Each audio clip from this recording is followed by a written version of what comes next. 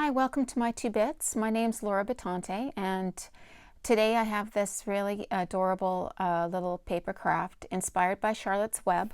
I have a little pig, Wilbur, and then I have a little spider, Charlotte, and the little fence and the little mud puddle, and it's all very easy to make. And we are going to start with the pig. So if you just want to make a pig, then you only have to stick around for the first half.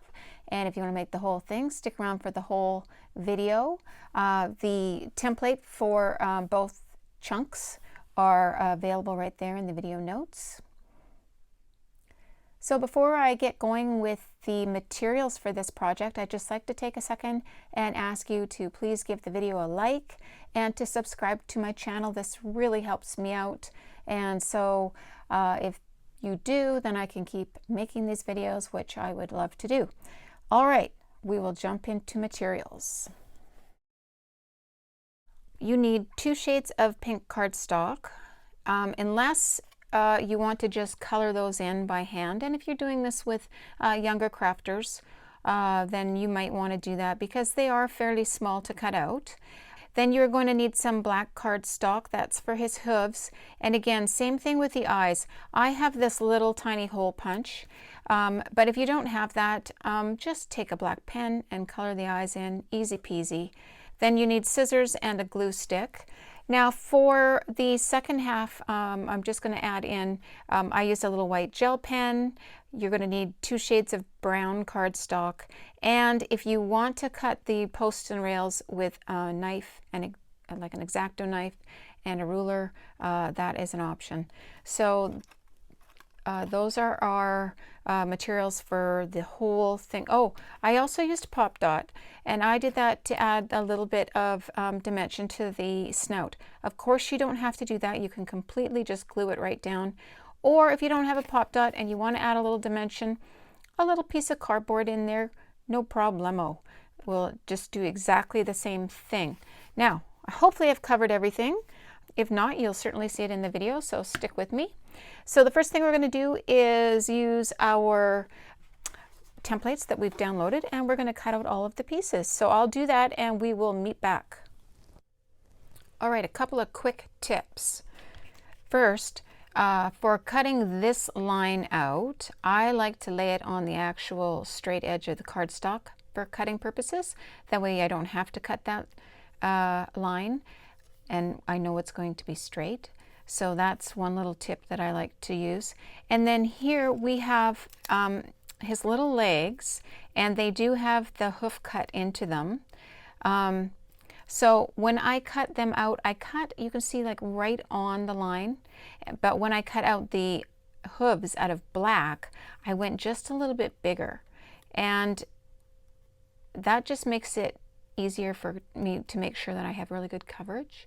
So once I glue them on, I can just go back in and just trim an edge here or there if I need to. But you don't want to have the pink sort of sticking out this way because you cut the black too small. So better to get the black just a little bit big and then trim away if you need to. That's just a little tip. The other thing is, again, if you're working with younger crafters, you don't need to put the hooves on, or you could have them just color that in. So lots of options here. So what we're going to do is put the bend in the bottom legs here. So to do that, I'm using my ruler and a bone folder. Now, if you don't have a bone folder, then you can use a tack, or a ballpoint pen that doesn't work anymore works great. And the idea is just to put a little dent where you want the leg to bend. Now, it's not going to be, you know, so crucial that you can't carry on if you can't find it. Don't worry about it. The big thing is when you go to bend it, is to line up the leg right here, because we want it to sit nice and straight. So that's what we're going to aim for. And if you didn't score it and it's bending just great for you, then awesome, don't worry about it. So there we go. That's all we have to do. And from here, we will start putting on the hooves. All right, so we'll just get our glue stick, and we're going to do the same thing for all 4. So I'm just going to go over the one, put a little glue on, put it into place, and if it needs a little trim, we just flip it over and give a little trim. And if it's not bothering you, then don't trim it. There we go. Awesome. So we're going to do all 4 legs. All right, so just got the hooves on, and now I'm just going to pop the snout on. I'm just going to put the little nostrils on here. Like I did mention earlier, if this is too small to cut out, go ahead and draw them on. It doesn't matter. And you can place them however you like, and I haven't done them even the same size because I like that. And so there we go, that's done. And I'll get this out of the way. And now we're going to figure out our placement here. And again, this is a personal choice thing. You put it where you like it. If you want the nose way down or way up, you do what you like. Now I'm going to use some remnants from my pop dots, which looks like that. You can either glue it straight onto the back, or you can cut a little chunk of cardboard and use that to give it just a little added bit of dimension. I like it, but again, you know, it's your pig, so you do what you like. So there we go. And I don't worry about making it too perfect and getting everything just straight. I think there's more character when it isn't all straight. I say that all the time. I know, you're probably sick of it, but there you go. For his legs, you can see I have a little fold line on there. You don't have to be exact. We just need a little tab for gluing.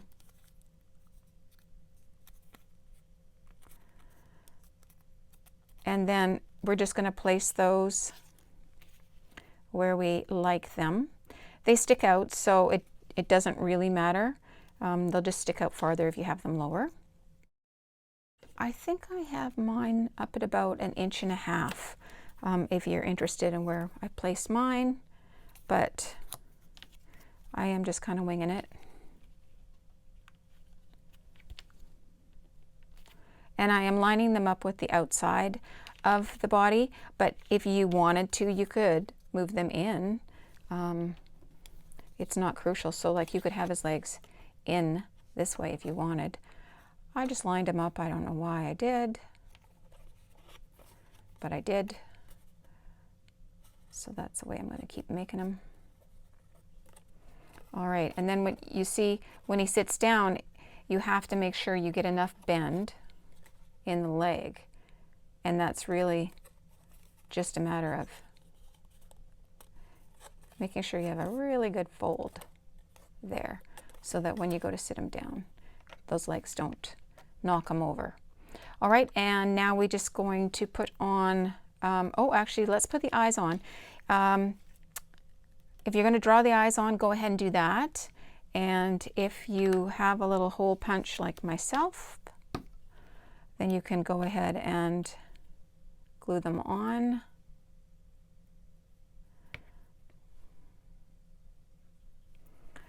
I keep trying not to get glue all over myself, but it never works. Okay, there we go. And another one like so. Get it down, move it around. Good, okay. And once again, not even. I don't like even. All right, so now we're just going to flip this guy over and attach the tail. Again, we're going to give ourselves a little tab to put the glue on, and then just really bend this. You could wrap it around a pencil if you wanted, to give it a good breaking of the fibers, which is what allows it to curl like that. and then a little bit of glue. It's just a little detail. I mean, honestly, you don't really see it unless you're looking around the back, but it's fun. It's a pig, so I felt like he had to have it. There you go. All right, so he is good to go. And if you are interested in making the rest of the set, stick around. We're going to do that next. Okay, so for the little fence, Charlotte the spider, and the mud puddle, we just need a small piece of black, some brown, some tan, and I used a little white gel pen for the eyes, scissors, of course, glue, no glue, yes glue, sorry, we need to glue the fence posts on, and you can use a ruler and an X-Acto knife if you want to cut the rails and the posts. These are 3/4 of an inch wide, and the rails are 5 inches long, and the posts are 4.5. So if you want to go a little bit faster, you can for sure cut some strips with your X-Acto knife and your ruler. Otherwise, cut by hand works just fine. And there you go. We'll cut out all our pieces and come back and put it all together. All right, so the spider is the trickiest of the bits to do. And don't worry about getting the legs exactly so. If you want to go a little bit wider, then do that. If it makes it a little bit easier for you, just go on the outside of the line. And all I do is go in and make the cuts like so first, and then go in later and just do the little cut across. And in some cases, you might even get your pieces so that you can literally get them to come out. If not, like I said, we're just going to go in. The key is just to make sure that you don't cut the leg. You want to make sure you're cutting the actual piece that you don't want in there. So make sure you're being really careful about that, because it is kind of a small space. Don't want that leg in there. There we go. And that guy, there we go. And then you can do the same on the other, and then just do the little bit of the curve. It doesn't have to be perfect. It's a spider. Spiders aren't really this shape anyway, but I wanted to make it a little bit easier to work with. And it doesn't matter if the legs are a little bit crooked. It just all adds a little character, makes it fun. All right, so that's all there is to it, and we will meet back together and pop it all together. It should look something like this. And now we are going to do the bends, and all we're going to do is bend up and then about halfway down, and it doesn't have to be exact. We're just going to bend it down again.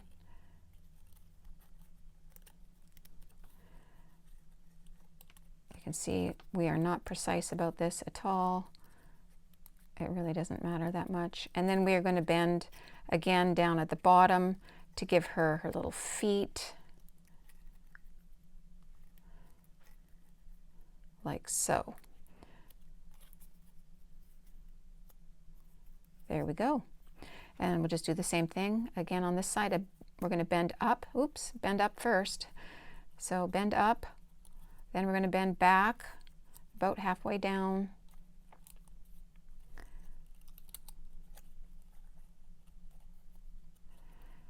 Alrighty, and then we're just going to give her little feet again. There you go. And then I just popped on with my gel pen a couple little eyes.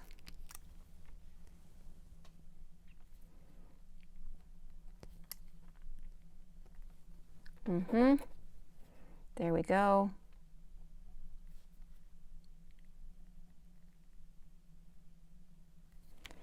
Like so. All right, so that was easy peasy.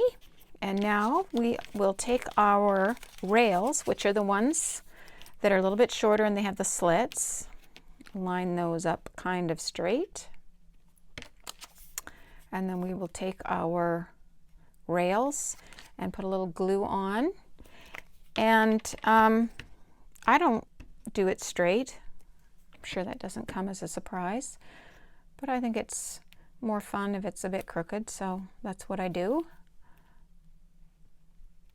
I do try to keep my rails straight just so that it's not all wonky when I go to try and stand it up. But beyond that, I like it askew. So that's what I do.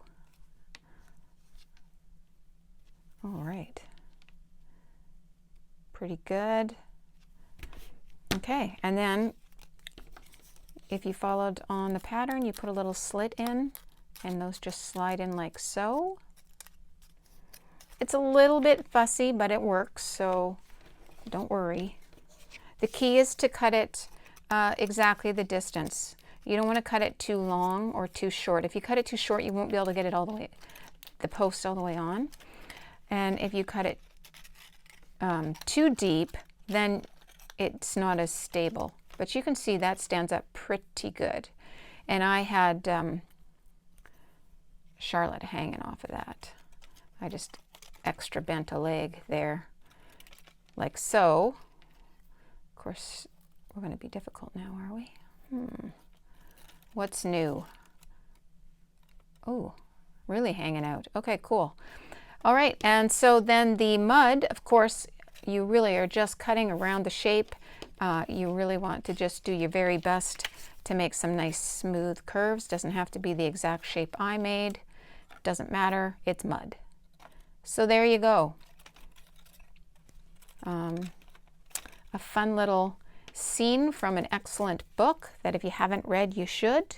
And yeah, I hope you enjoyed making this craft with me today. If you did, then please give the video a like and subscribe to my channel, and that way I can keep on bringing you more fun crafts. Thanks very much.